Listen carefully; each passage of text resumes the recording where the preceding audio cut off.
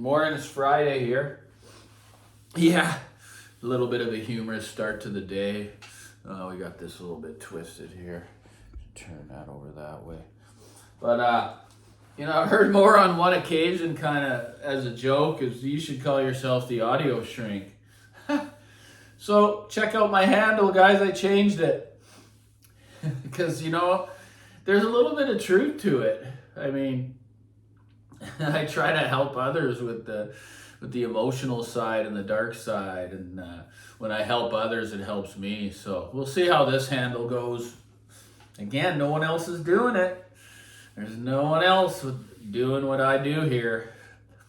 I don't think, anyways, talking about the dark sides and these things. But anyways, we're going to change up the pace a little bit. I've been, on harping a little bit here for the last 3-4 videos. It's truthful and a lot are enjoying it. I'll always come back to it, guys, because it's me. It's what I do. I'm a genuine individual. I talk about what's on the heart, and how I feel. So what I'm going to do is I'm going to get into the analog world here and my journey through the turntables. And I'm not going to be able to name them all because I've had too many to name. And then, when in my life I own those. But it's mainly going to lead into the cartridges and how important they are, right? So, early in the journey, I didn't really understand anything about the compliance of cartridges, about low mass or high mass tone arms.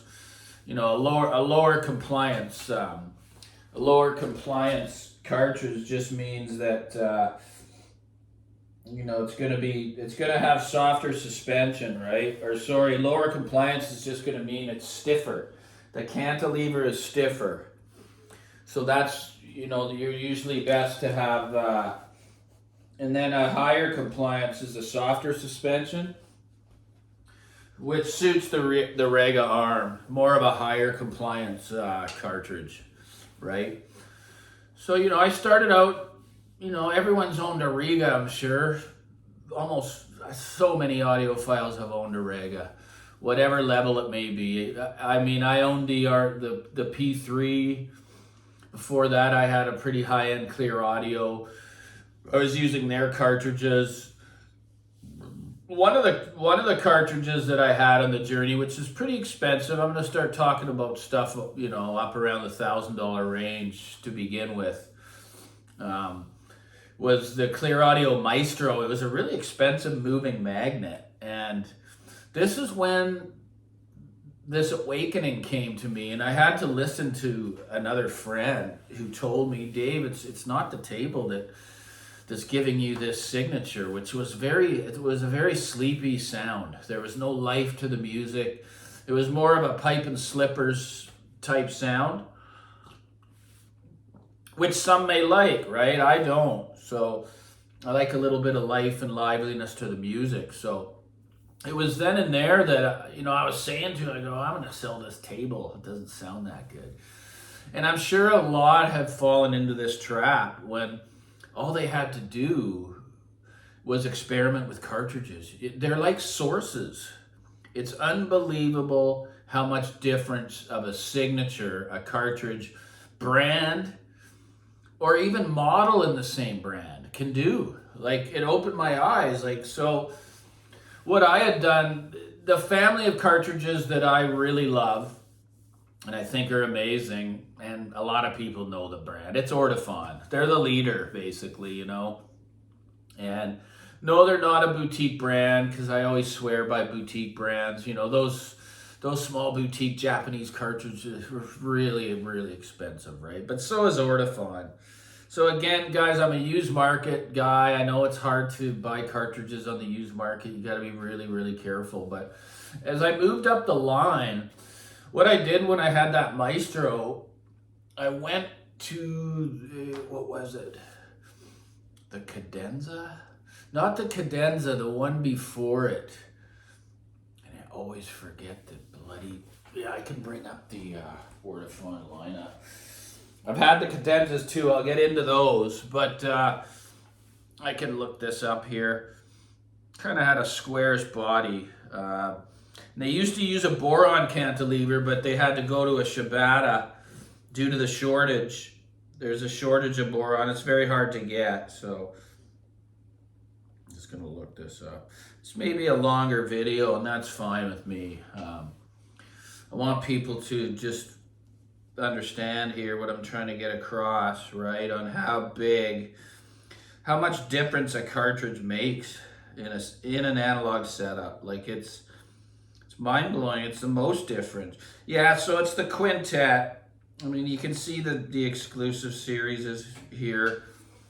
I mean, you know, and the good thing about Orone is they don't change their models. Like these have been current for a really long time. The quintet, the Cadenza, they've been current for 5-6 years now. I think they've just made a little change to the 2M series here. And then you got your exclusive series. Those are like 15 grand. But you got your Verismo, which I'll talk about because I have something very similar. Your Verismo, which is very similar to what I own. Yeah, the Verismo. It's like $8,500. People are just blown away, right? You can see them there. So what I did is I went to the most expensive in the quintet range right away from the Clear Audio Maestro cartridge, and wow, guys, I was just so happy I didn't sell the table because the sound was more along what I was looking for. It had just enough detail. It had great, really nice bass. That Quintet Black, it's the S. It's a really nice cartridge for its price. It really is. You can get, you know, if you want to upgrade and up, you know, on the used market, and you around $1,100 range retail, and getting them for, you know, $500-600. This is a really good starting place for getting into the higher end of the analog sound, right? So it was then and there that I realized, wow, okay, if this one does that, I enjoyed that for a while. And that's when the Horizon turntable entered, right? About 7 years ago, which you can see back there, right? You know, it's just absolutely gorgeous. It's hard to film it, but you can see just how beautiful that is, right? I mean, and it's got the custom tapered platter that he doesn't even offer. It just looks so wicked with this type of plinth design, right? There's that custom power supply underneath. But, so, yeah, once that came in, of course, the squirrel brain started going, okay, well, can't have a, you know, can't have $1,000 cartridge with a, you know, $15,000-$17,000 analog setup. So that's when I thought, okay, I'm going to go Cadenza and I'm going to go big. And I guarantee it's just going to be the best I've ever heard. I hate using that word. I'm saying for me, not it's the best, right? So, I mean, unfortunately, when a product remains current, the prices just continue to hike, right? I think that it's up close to $4,000 for that cartridge now. So I was really, really excited about it. I got a great price on it, like through a dealer relationship that I have. It was a demo, and I was really excited for it to come. You know, it's a big jump. It's from the top of the line of the prior series to the top of the line of the next series, the Cadenza Black. So it came, and it was like, oh no, there's too much. This is too analytical. It was kind of like my Graham speakers compared to the Spatials. It's like, man, I don't want this much going on in the music. I don't need to hear all this. Yeah, everything else was phenomenal, but there was too much. I just analyzed the music too much. Almost borderline bright at times. For me, it's a great cartridge, but you know, the one that I shouldn't have skipped that's so sought after is the bronze. It's not that much more money, but I have tried the bronze, and it's a world of difference. It's a much more smoother, relaxed, not dull, not overly warm, just that fine, fine line of detail, beautiful bass and mid-range, right? Now, fortunately, I didn't keep that one long, but before I got the bronze, I was able to get a Cadenza Red, which is the entry level compared to the black, which is the top level of the Cadenza. I like the red better. I know. It's like 3 times less money. I like the signature that better. It didn't have that refinement, so my mind kept going, okay, well, what about if I go up to the top series, you know, of these cartridges at the time? So yeah, I quickly got rid of the Cadenza Black. I've tried a few other cartridges in my day. I'm probably going to get a lot of comments. Have I tried this? Have I tried that? You know, I've always wanted to try a top of the line, not very top, but Soundsmith. You know, I love the one with the cactus needle, the Hyperion. That's just unbelievable. What an idea that is. And what a cantilever to use a cactus needle. The answer's right here, guys, for everything. It's funny how the universe provides things in the natural world, even to do with music, bamboo, these kinds of materials. But so where did I go, guys? I went to the venerable, or the highly sought after one, known as one of the greatest of all times. It's even one of Freemer's favorites. Say what you want about him. The A90. It's just, man, to know that that body was built with a laser melting machine, kind of like a 3D printer, literally grown. This thing, and when it came, it's just so tiny. It's so tiny, but when you look at the body, you can literally see that it's not a smooth surface. It's got like little, like almost like bubbling, like the body was grown. Like this company has the tooling to build things like this, guys. This thing is so aesthetically beautiful with the U shape, you know, and the CNC'd holes out to get the weight where they want it to be. It's around 8 grams. The compliance is perfect for the Rega arm.